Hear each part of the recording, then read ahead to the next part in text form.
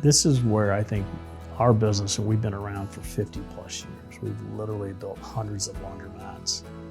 We've seen customers do it extremely well and have been extremely successful. We've also seen customers make investments that are probably not wise. We really try to help advise a customer whether it's a go or no-go decision. Again, that comes down to demographic studies, locations, competition.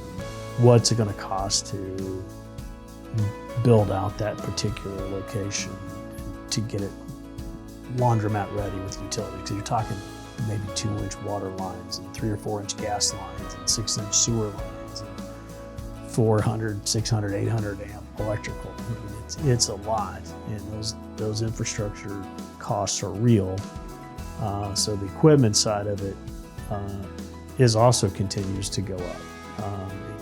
Be able to go back 30 years, and a $100,000 laundromat was a nice size laundromat. Now they're $500,000, $600,000, $800,000 just in equipment.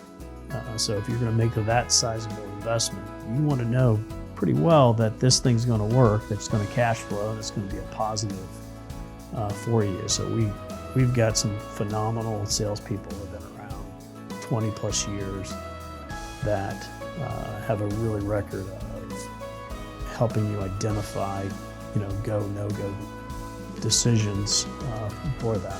That's a great question. We do definitely see the smaller kind of mom and pop, but we've also seen a commitment to the business that they have multiple stores.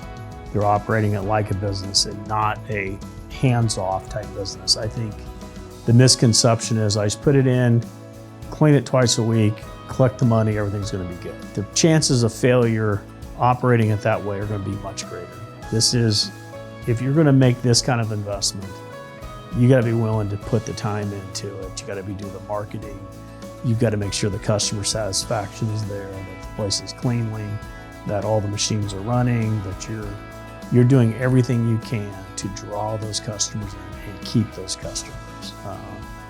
Just opening the door and letting them, whoever come in and out of there without having an attendant, or if you do, we've got some very successful customers that don't have attendants, but they've got some very high security type systems in place that really monitor what's going on, and someone's watching that to make sure that it's all operating properly. So I wouldn't recommend, if you just think you're just going to put a little laundromat in and not think about it, to maybe go look at a different type business.